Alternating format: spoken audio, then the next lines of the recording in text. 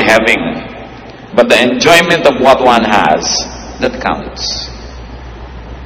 Kasi niya, baliwala naman kung napakarami mong mga ari-arian, hindi mo naman na-enjoy. Baliwala kung ang dami mo naipundar, ang dami mong naipon, pagkatapos hindi ka naman nabigyan ng pagkakataon na lasapin ang saya, ang sarap, ang kasiyahan na ibinibigay ng mga bagay na yan. So not all who possess enjoy the possession. And it is one irony of life. So many people work so hard to put up many houses that they never get to live in. Many people work so hard to have many vehicles that they never get to ride and use because of many reasons. One of them, the law of physics, that a man could be only one place at one time. So hindi mo naman na-enjoy yung marami. Marami kang binibili mga damit, pero gano'ng karaming porsyento sa binibili mong damit ang talagang naiisipan mong gamitin at gusto mong isuot. Kung minsan, pag naisuot mo minsan ng isa, hindi ka nasarapan, nakatihan ka o nahirapan, hindi mo na halos gamitin uli. Pero ayaw mo namang ipamigay, ayaw mo namang alisin sa cabinet mo, pampasikip sa iyong buhay. How much percent of the pairs of shoes people have, especially to those who have many pairs of shoes, do they really get to use often? So sabi, ang dami-dami ng taong pinagsisikapan, pinupundar, pero hindi naman niya ito na-enjoy. And what is the lesson that Solomon is trying to teach us? Enjoy what you have. So you must survey your surroundings, inventory your possessions, and enjoy them all. Isang mahalaga na apat natin nakikita na bubuklat. Subukan nyo magbuklat ngayon ng mga cabinet, marirealize, ay may ang ganda pala akong panyo dito, ay may maganda pala akong pamaypay, may maganda pala akong ganun, pero hindi ginagamit. Kasi baka maluma, baka masira, kasi maganda. Pero naluma na ng naluma, at kung hindi man yun ang naluma, kayo ang naluma. No? Kaya mamaya, hindi nyo na rin yan nagamit. Kung minsan magbubukas ka ng mga cabinet ng mga pagkain, ang dami magagandang mga canned goods, masasarap, nag-expire na sa katagalan, ay pinag-iintay ng special visitor para buksan, at naluma na at nakuba na yung lata na baliwala. Solomon is saying, baliwala ang lahat ng iyong tinamasa, pagkatapos inipon, yung pala hindi mo naman magagamit. So every so often as possible, you must take a look and take an inventory of what you have and decide to enjoy what you have. And if you think that you cannot enjoy it in the next 3 or 6 months, give it away. No? Pati po mga damit natin, pagka hindi niya nagamit ng 6 months yan, in the last 6 months, ibig sabihin hindi niya magagamit yan, ipamigay nyo na para magamit na yan ng iba. Kasi laging hiniwalay mo na, gusto mo na ipamigay, pero nung tingnan mo ulit, maganda pa to, balik na naman sa cabinet. No? Pero ang nangyayari lang, nagiging liability. Do not be obsessed with conservation. Do not be obsessed with preservation. Na baka pag ginamit natin ang sofa, masira. Baka pag ginamit natin yung magandang tea set, mabasag. Baka pag ginamit natin yung magagandang baso, mabasag yung isa, hindi na sila pares-pares. Kasi kung nabasag, kung nasira, naluma, sa paggamit, sulit yon. Pero kahit bagong-bago at ang ganda-ganda, naghihingalo ka na, namatay ka na, hindi mo nagamit, yun ang baliwala. Yun ang sayang. And many people don't want to use precious and beautiful things for fear of losing them. Alam niyo yung kasabihan, something's lost and something's gained in living every day. So kung meron kayo isang magandang bagay at ginamit nyo at saka gagamit nyo, nawala tuloy, ganun talaga buhay. Talagang may nawawala, may dumadating, may umaalis. Pero hindi nga nawawala dahil naka-estante, naka-cabinet, naka-lock. It's as good as wala. Kasi hindi natin nagamit. Ang dami mga tao, ang dami nilang Bibles. Pag-araw naming Bible, pero isa lang naman ang ginagamit nila, you give it away so that people will have good use for your Bibles. Except if you're a scholar and you're always wanting to refer to different versions, but give them away. Ang dami nating gamit, kahit tayo tinatawag na mahirap o hindi tayo mayaman, ang dami pa rin nakatago. Ang kagandang mga panyo, mga bordado, hindi na nagagamit kahit kailan. Yung pala hahawakan niya pagka siya'y nakaburol. Ay, ang ganda ng panyo ng patay. So, gamitin. Do not be obsessed with fear of breaking things. Ganun talaga. Things get broken. Parang natatakot ka palang mabalian, so hindi ka na nag-sports. Natatakot ka palang malunod, so hindi ka na lumangoy o nag-swimming. Natatakot kang bumanggayo sa sasakyan, so hindi ka na umaalis ng bahay. Dapat ang tao na bubuhay siya ng buong buhay, ginagawa niya lahat ng pwede niyang gawin para makaiwas siya sa mga sakuna at ipinapasa Diyos na niya yung resulta nun. But go on living because life is short.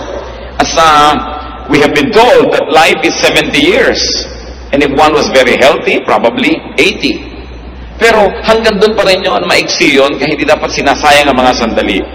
Karamihan, itinuturo sa mga pulpit na tulad nito, sa mga religious gathering, na lagi na lang magtiis ka, magtipid ka, pero hindi yon ang nakikita natin talaga itinuturo sa Biblia, lalo ni Solomon. Because God likes us to have a full life. Life is a gift from God. It is not a problem to be solved. It is a gift to be enjoyed. And a very high level of spirituality is to find the maximum enjoyment in life that God has pre-designed and God has preordained for His people to enjoy. Hindi naman tayo nilikha ng Diyos para parusahan o torturin. Nilikha niya tayo para lasapin natin ang kanyang kabutihan at ang lahat ng kagandahan ng kanyang loob. Of course, things will wear out, things will depreciate, things will fade and tarnish, even disintegrate. But if that happens, well, you are deriving enjoyment and satisfaction from those things, then they would have served their purpose. Basta gamit ang gamit, sulit. Pero kung hindi lang gagamit, baliwala. Bibili ng pagkaganda-gandang sofa, tatakpan ng plastic, at nakaupo sila lahat sa mga bangko, nakaupo sa tabo, sa lata, sa lalagyan ng floor wax, no? Dahil ayaw gamitin ang sofa. Meron ang ganda-gandang kusina, tapos nandun sa dirty kitchen gumagawa. Ano, sasampahin mo, sabi, good morning kusina, ayaw kitang galawin, no? Gagawa ng mga magagandang mga ilaw, tapos ayaw pasindihan. Bakit pa? No?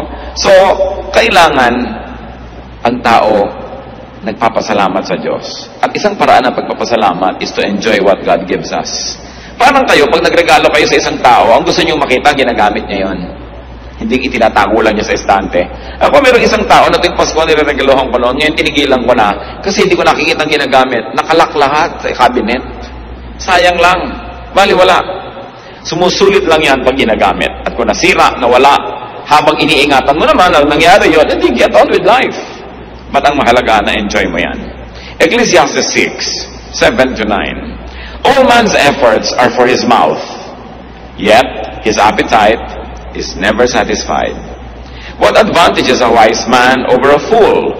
What does a poor man gain by knowing how to conduct himself before others? Better what the eye sees than the roving of the appetite. This too is meaningless, a chasing after the wind. Pag atin pong inanalyze ang philosophy ni Solomon, masyadong deconstructive kung minsan dun sa nakasanayan ng marami na dapat gawin. Kasi sabi niya, ano ba napapala nung mahirap na sobrang magpagod para mag-aral ng mga bagay na ikasisiyan ng mga mayayaman? No? Ay, wala naman. Mamamatay ka rin. Mamamatay siya, mamamatay ka rin. Sabi, ano ba ang mapapala nung marunong kaysa doon sa mangmang? Pareho rin niyang mamamatay at pareho rin maaagdas yan. Now, let us not take these things very, very literally. Hindi niya sinasabing baliwala na mag-aaral ka ng manners o i-refine mo yung mga paraan ng pamumuhay. Hindi niya sinasabing baliwala yung matuto ka kasi siya nga nag-aaral din ang nag-aaral. Ang ibig lang niyang sabihin, don't be too serious about these things. Natuto ka, hindi gamitin mo. Hindi ka natututo, don't despair. May buhay ka pa rin at tuloy pa rin ang iyong buhay at kapareho ka lang ng mga marurunong, pareho lang kayong buhay at pareho rin kayong mamamatay. It is very liberating to learn from Solomon. Not to take ourselves too seriously, not to take every detail of life too seriously, and then to make the most out of every event in life. So ano itinuturo dito ni Solomon sa verses 7-9? Enjoy only what you have and do not covet what you do not have. Sabi niya, better what the eye sees than the roving of the appetite. Mabuti yung hawak mo na kaysa sa yung inaasa mo na malayo. So sabi niya, kung anong meron ka, yun ang iyong enjoyin. Marami pong tao miserable, hindi masaya, hindi kontento, kasi kung ano yung meron sila, hindi yun ang kanilang ine-enjoy, at kung ano yung wala, yun ang inaasam. Hindi na magtutugma kahit kailan yung supply at demand, at lagi na lang siyang laging parang kulang. Parang sabi ni Percy Bysshe Shelley, isang Ingles na makata, we look before and after. We don't look at the now. We look before and after and pine for what is not. Ang hinahanap ay yung wala. Ang gusto ay yung hindi pwedeng mangyari. Kaya lagi na lang kulang at kulang. Mga kapatid, anong ibig sabihin to enjoy what you have? and not to covet what you do not have. It can mean misery, it can mean happiness, kung naintindihan natin ang ibig sabihin nun. Lahat ng tao, meron po tayong pag-aari. Meron tayong atin. Meron tayong sariling bahay. Kung hindi man, nire-rent mong bahay, o kaya nakikitira ka, di arkinin mo sa iyong puso na ito yung bahay ko. Pero kung ang laging isipin mo yung bahay ng iba, hindi ka nasasaya. Ang bawat tao may trabaho, may profesyon, may ginagawa. Kung ang lagi mong kinakaingitan yung ginagawa ng iba, ano lang mangyayari sa buhay mo?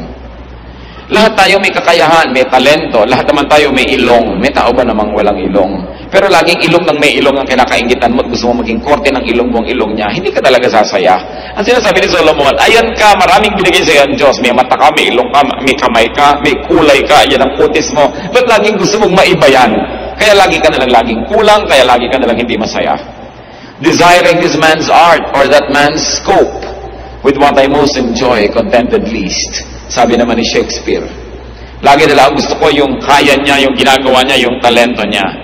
Kaya tuloy nagsisikap ang tao at sabi ni Solomon, napakaraming pagsisikap ng tao dahil lang sa inggit sa kapwa. Kaya lang naman aral lang aral, hindi naman dahil gustong matuto, dahil gusto niya mas mataas yung grade niya kaysa sa kanyang classmate. Kaya naman palaki ng bahay, hindi naman dahil kailangan kasi nakikipag-compete pala siya sa laki ng bahay sa barangay nila o kaya sa mga kapatid niya o sa mga pinsan niya. Sabi niya, so much of what man does is born out of envy. Kaya nakikipag-compete, no? Tama na sana yung kanyang waistline, pinapalit pa kasi nakikipag-contest pala siya sa isang mas maliit naman yung baywang. Hindi ka natitigil dahil sabi nga sa Desiderata, there will always be the greater and the lesser person than yourself. So what is important is for you to be at peace with yourself. Ito yung height ko, ito. Ito yung weight ko. What I'll do is I'll do my best so that I'll be healthy, pero kung talagang doon na lang, ito ako. Ito yung kulay ko, ito yung buhok ko. Kaya napakaraming tao nakakalbo. Sa dami na nang inilagay ng mga asupre sa ulo para mag-straight ang hair. No? Kung kulot ka ba, di kulot. Marami ka pang mahuhuling insekto. Bakit lagi kailangan iba? No? And because of the evils of advertising that forever makes you unhappy with yourself, forever making you covet what other people are and what they have, then people end up being unhappy. So do not covet what you do not have. Ecclesiastes 6:10 to 11. What exists has already been named, and what man is has been known. No man can contend with the one who is stronger than he. At sino yung nire-refer dyan na stronger? Ang Diyos. The more the words, the less the meaning. And how does that profit anyone? So what is Solomon trying to say? That life has been pre-designed. Huwag ka na makipagtalo na may gravity. Meron talaga. No? Di ba ang laging ginagawa ng mga beauty products? Defy gravity. No? Para ka magwawagi, ay talaga namang may gravity. No? Lagi na lamang na yung araw ginagawa mong gabi, yung gabi ginagawa mong araw, wala nang tugma. Laging lihis. Sabi, huwag ka na lang makipag-contest dun sa nakatakda na. Mag-adjust ka na lang, sasaya ka pa. It is pointless to argue with God. Meron pang, bakit ba ako naging Pilipino? Sana dapat ako Eskimo. Pilipino ka nga, kahit mag-isay ka dyan, mapapalitan mo ba yung katotohanan na yon? So, magpakabuting Pilipino ka na. Maraming, bakit ba ako'y pinanganak na mahirap? Mapapalitan mo pa ba yung araw ng iyong kapanganakan at ang iyong sitwasyon? So, gusto mo palang umasenso, paasensohin mo lang sarili mo. Pero huwag mo nang sisihin yung mga magulang, sisihin mong lumaki ka sa isang pulo, sa isang probinsya, kasi ganito, kasi ganyan. Sabi ni Solomon, walang mangyayari. Nakatakda na yan. Mag-adjust ka na lang, sasaya ka pa. So it is pointless to complain about life. Dahil sabi niya, how can you find somebody who is strong? Meaning God, if God in His infinite wisdom has so ordained that this is going to be like this, then let it be. Samantalang hindi naman naniniwala ang inyong lingkod na bawat detalye ng buhay natin ay nakaguhit na, nakasulat na at nakatakda na para lang isang script na babasahin, pero may general framework ang buhay na talagang nakatakda at hindi na yun naiiba pa. Yung mga detalye na lang how you deal with it. Halimbawa, talagang tao ay mamamatay. Kung nakatakda yun, may magagawa ka ba para ibahin yun? Pero siguro naman, kung nag-iingat ka sa buhay at kinakasihan ka ng magandang panahon, mapapahaba-haba mo ang iyong buhay kaysa sa iba na hindi maingat. Pero kahit mapahaba mo pa ng plus 20 years yan, mamamatay ka pa rin. Na kahit anong gawin mo, ang tao talaga ay nakakasakit. So kung lagi ka nalang takot na takot magkasakit, hindi ka na nagkaroon ng life because you're always afraid that you might get infected, then you will be miserable. May general rules. Those are unchangeable. But the details you may influence with your character, with your prayer, and with the way you live your life. But there are unchangeable realities that we really simply have to accept.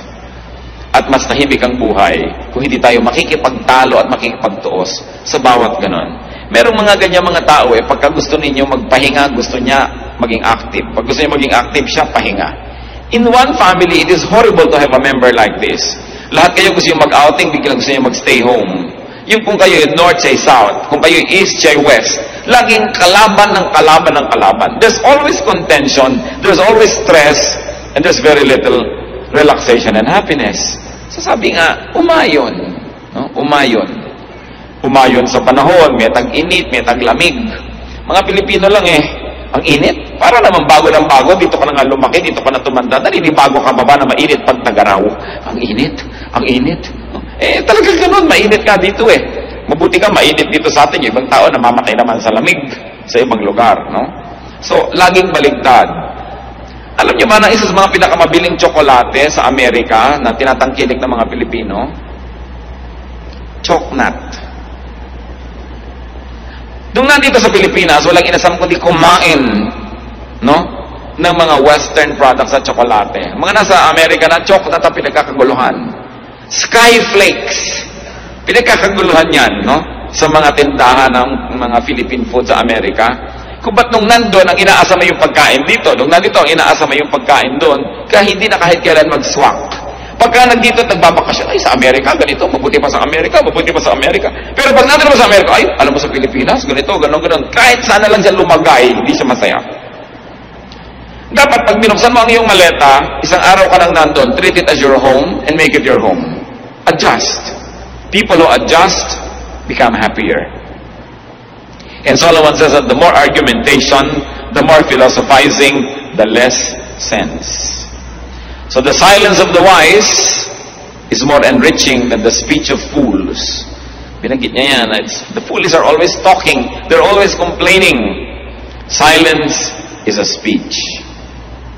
Kaya even the silence of God can be the answer to our prayers. It's already the answer. Silence. Pagka tayo may mga tinatanong, hindi sumasagot. Huy, sumagot ka, sumagot ka. Silence is the answer. No? Nagte-text ka sa tao, hindi ka sinasagot. Ba't di ka sumasagot? Ba't di ka sumasagot? Gusto mo sabihin, yung hindi ko pag-text sa'yo, yun ang sagot ko, ayoko makipag-text sa'yo. Yun ang sagot. Hindi mo ba kayang maintindihan yung silence? When yet Solomon is saying, people are always talking, and fools are always displaying their ignorance by talking a lot. And especially when you talk against life. When you talk against who you are. Tayo mga Pilipino, mahilig pababain ang sarili natin.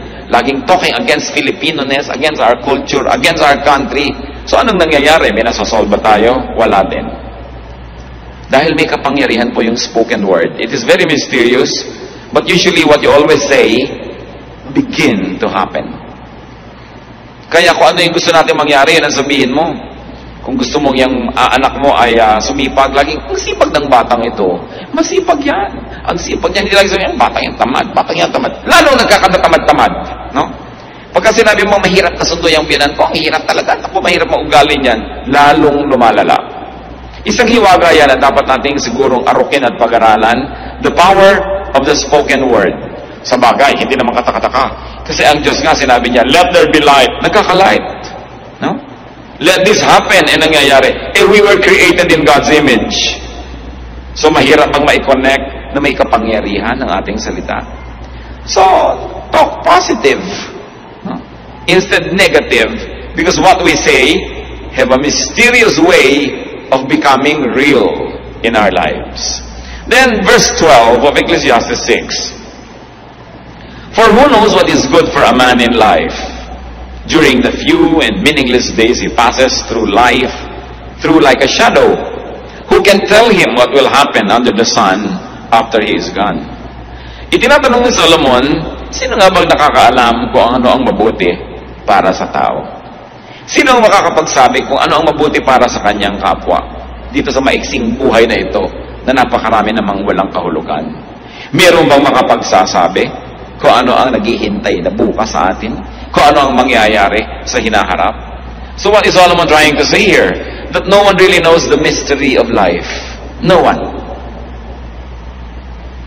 No one really knows the dynamics of man, how to live, and what is good for others and for himself. So anong i-apply natin dyan? Talagang kani-kanyang aral, kani-kanyang trial and error ang buhay.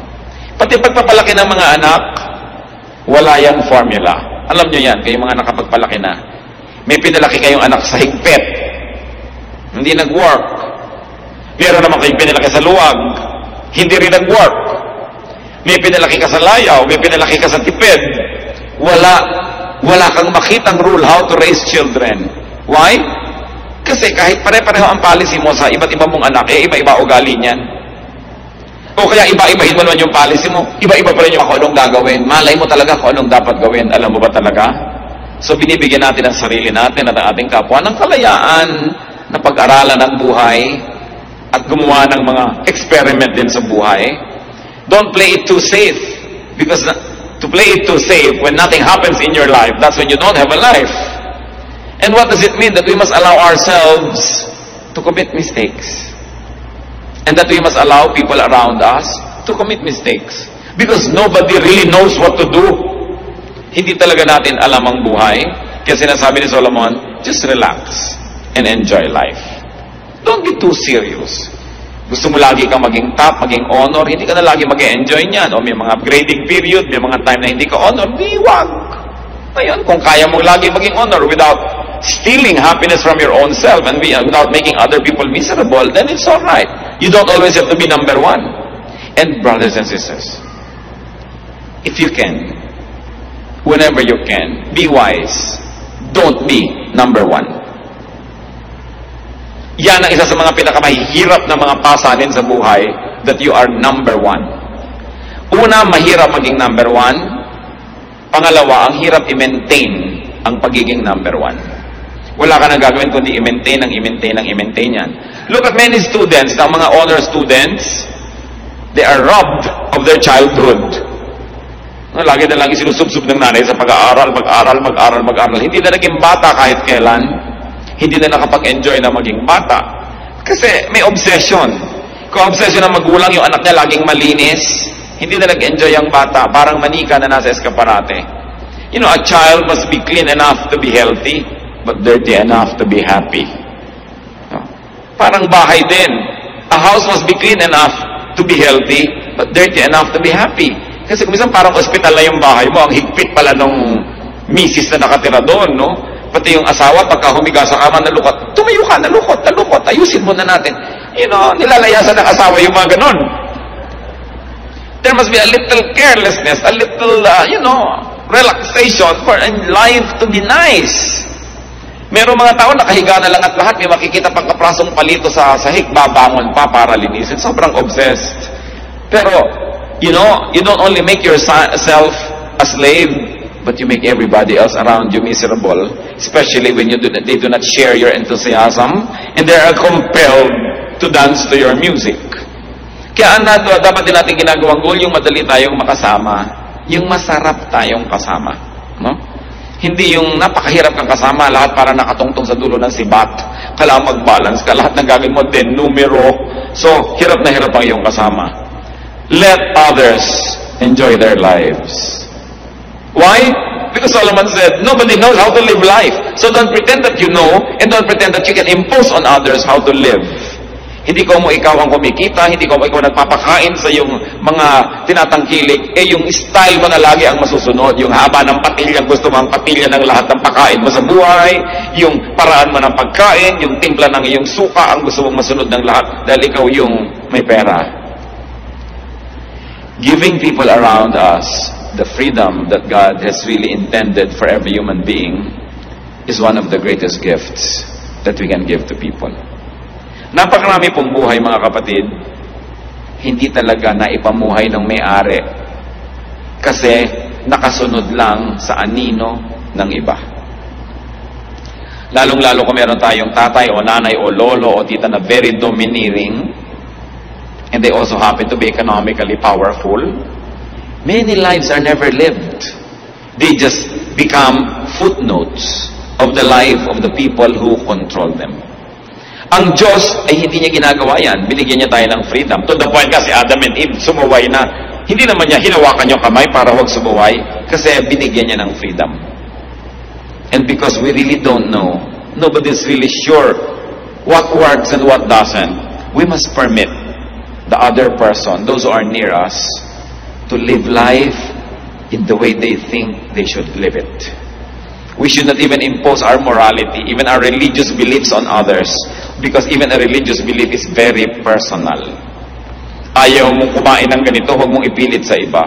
Ayaw mo ng ganitong gawin dahil sa iyong morality, huwag mong ipilit yan sa iba. Kasi tayo, isa-isa, kanya-kanyang haharap sa Diyos. Kanya-kanya tayong mananagot. Ecclesiastes 6:12, for who knows what is good for a man in life? Talagang napakaraming susubukan mo para mo malaman. No one really knows what is good for a man in life. Tanong, lahat ba ng mga financial advisor mayaman? Diba ang daming may bagong profession ngayon sa bangko, yung wealth manager. Ang itatanong mo na, teka muna, wealthy ka ba? Hindi po, empleyado po ako dito. Anong malay mo na mag-manage ng wealth ko? Wala ka naman palang wealth, no? At hindi mo naman pala nagawang wealthy ang iyong sarili. Mga counselor, no, kaya kung counselor, itong tama. Teka, tahimik ba ang buhay mo? Payapa ba kayo mag-asawa? No? Tahimik ba ang iyong pamilya? Tapos counsel ka ng counsel dyan. So, do all counselors enjoy a peaceful life? Are all doctors healthy? Are all caregivers strong? Are all preachers godly?